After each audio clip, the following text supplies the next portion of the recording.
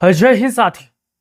अगर आप भी चाहते हो कि मैं अपने गांव का प्रधान बनूं, अगर आप भी उत्तर प्रदेश के ग्राम पंचायत का चुनाव लड़ना चाहते हो, तो आपको ये वीडियो बहुत ही फायदेमंद साबित होने वाली है।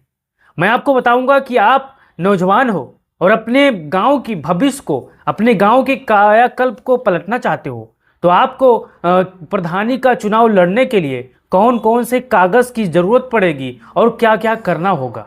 अगर आप भी जानना चाहते हो तो कि प्रधान कैसे बने और कितने रुपए वहां पर नामांकन फार्म भरने पर, पर्चा दाखिले में कितने रुपए खर्चा होंगे, तो मैं आपको इस वीडियो में बताऊंगा। आप भी इस वीडियो पर नए आए हो तो चैनल को सब्सक्राइब करके बेल आइकन को दबा लो। और मैं आपको आगे बताने वाला हूं कि किन 7 चीजों की, यानी 7 ऐसे कागजों की जरूरत पड़ेगी, तब आप जाकर आपका पर्चा वहां पर दाखिल हो जाएगा, खारिज नहीं होगा। तो मैंने यहाँ पर उन 7 चीजों के नाम लिख दिए हैं। अब एक एक चीज मैं आपको बताने वाला हूँ, आप जान लीजिए कि उसमें पहले क्या है।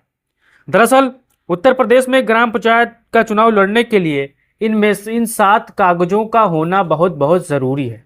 पहला कागज है आयु प्रमाण पत्र। यानी आयु प्रमाण पत्र ये दर्शाता है कि आप 21 साल की योग्यता या 21 वर्ष के हो चुके हो। वो आपका आधार कार्ड ही काम आएगा। लेकिन अब दूसरे पर आता है निवास प्रमाण पत्र। प्रधान पद के लिए संबंधित एक कागज बहुत ही जरूरी होती है। आप जिस गांव से चुनाव लड़ना चाहते हो उस गांव के लिए निवास प्रमाण पत्र होना जरूरी है। अब तीसरा जो कागज है मतदाता सूची प्रमाण पत्र।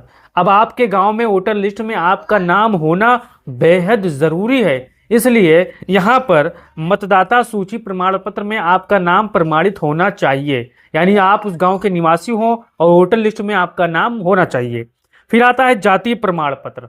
अब जैसे मान लीजिए आपका गांव फला है और उस गांव में जो प्रधान पद का उम्मीदवार की कैटेगरी है, एससी है या ओबीसी है या जर्नल है। अगर वहां पर एससी है तो आपको जाति प्रमाण पत्र लगेंगे। अगर वो जर्नल है तो जर्नल में वहां पर कोई प्रमाण पत्र की आवश्यकता नहीं होती है। अगर एससी है तो आप एससी समाज से आते हो या फिर पिछड़े हो या दलित हो, तो वहां पर आपको जाति प्रमाण पत्र की आवश्यकता पड़ेगी।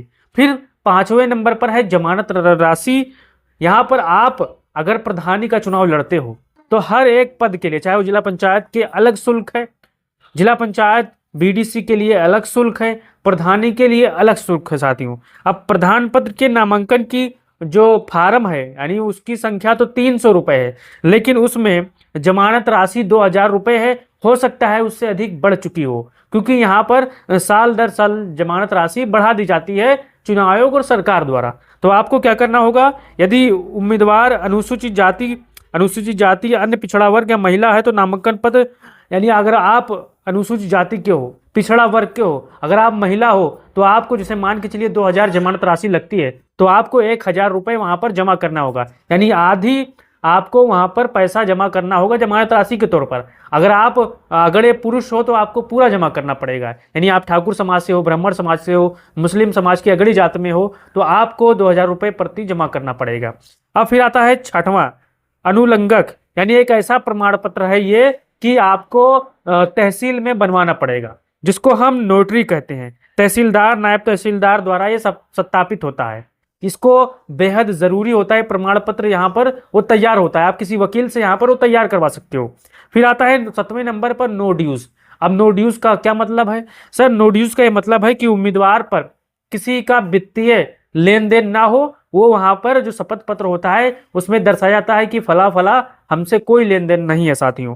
तो ये भी बहुत जरूरी होता है। अगर आप भी ग्राम पंचायत का चुनाव लड़ना चाहते हो, अगर आप भी प्रधानी का चुनाव लड़ना चाहते हो, तो ये 7 दस्तावेज आप अपने वकील के माध्यम से बनवा सकते हो। आप अपने नजदीकी तहसील पर जाइए। आप भी प्रधानी का चुनाव लड़ना चाहते हो, इच्छुक हो, तो आप जो वकील है वहां पर, जो बेचारे कानून के जानकार हैं, उनको सारी जानकारी होती है क्या क्या करना होगा। आपको सिर्फ धन खर्चा करना होगा। अगर आप भी चाहते हो कि हमारा गांव सुंदर बने, आप भी चाहते हो कि मैं अपने गांव का ग्राम प्रधान बनूं, तो आपको ये अपना राय जरूर इस वीडियो पर देना होगा और चैनल को सब्सक्राइब करना होगा, ताकि आगे वीडियो में आपको बताऊंगा आने वाले कि ग्राम प्रधानी का चुनाव कैसे जीता जाता है, क्या समीकरण बनते हैं, कौन कौन से वहां पर काम करना पड़ता है कि ग्राम प्रधान के पद के लिए मैं सबसे मजबूत दावेदार बनूं। आपको अपना राय देना है अगर ऐसी वीडियो चाहिए तो, और वीडियो को अपने साथियों तक भेजना है। जय हिंद, जय भारत, जय समाजवाद।